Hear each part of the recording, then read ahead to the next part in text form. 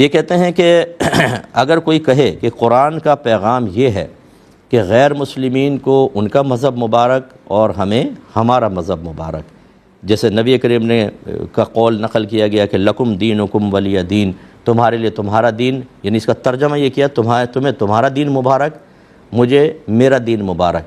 تو کہتے ہیں کہ جب نبی کریم نے یہ قرآن نے دوسرے کے دین کو کہا کہ تمہیں مبارک، تو اس کو برا کہنا کیسا ہے؟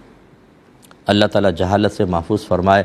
یہ تو اصل میں یہ تھا کہ کفار نے آ کر کہا تھا کہ اے اللہ کے نبی، کچھ آپ ہمارے بتوں کی عبادت کر لیں، ہم آپ کے معبود پر ایمان لے آئیں۔ تو نبی کریم نے ارشاد فرمایا کہ تمہارے دین تمہارے لیے، تمہارے بت تمہارے لیے جن کی تم عبادت کرتے ہو، میرا دین میرے لیے۔ مبارک کا ترجمہ اگر کسی نے کیا ہے تو یہ وہ مبارک بعد والا نہیں ہے، مبارک مانے وہ تم لو اور یہ ہمارا ہے۔ یہ بیزاریت کے ساتھ سرکار نے ارشاد فرمایا تھا۔ میں نے بارہا آپ کو یہ بتایا، اللہ نے قرآن میں بیان فرمایا ان الدین عند اللہ الاسلام، کہ بے شک دین تو اللہ کے نزدیک فقط اسلام ہے۔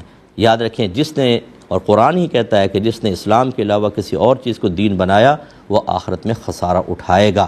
اس لیے یہ کہنا کہ جی دوسرے کا دین تو مبارک قرآن نے کہا ہے اس لیے اس کو برا نہ کہو، مبارک نہیں کہا ہے، یہ ترجمہ کرنے والے نے کہا ہے، تمہارا دین تمہارے لیے، میرا دین میرے لیے۔ یہ ہے اصل میں اس کا لفظی ترجمہ، لام کی اس وجہ سے یہ ترجمہ ہے، ترجمہ کرنے والوں نے کیا، اور اس کا مبارک باد دینا مقصود نہیں تھا۔ اگر ترجمہ بھی کیا تھا انہوں نے کسی اور محاورے کے طور پہ، جسے ہم کہتے ہیں کہ بھائی کسی نے کہا شراب پی لو، کہا بھائی شراب تجھے مبارک ہو، تو کیا یہ مبارک باد دے رہے ہیں؟ مراد اس سے بیزاریت کا اظہار ہے۔ اس لیے ایسا جملہ ہرگز نہ کہا جائے، بلکہ ایسے لوگوں کو چاہیے کہ احتیاطاً تجدید ایمان، تجدید نکاح بھی کریں، کہ ایک اگر مذہب کفریات پر مشتمل ہے، باطل چیزوں پر مشتمل ہے، شرک پر مشتمل ہے، آپ کہیں کہ اس کو مبارکباد دیں یا اس کو مبارک کہیں، اسے برا نہ کہیں، اس کو صحیح کہیں، تو یہ تو پھر ایمان کی تباہی ہے۔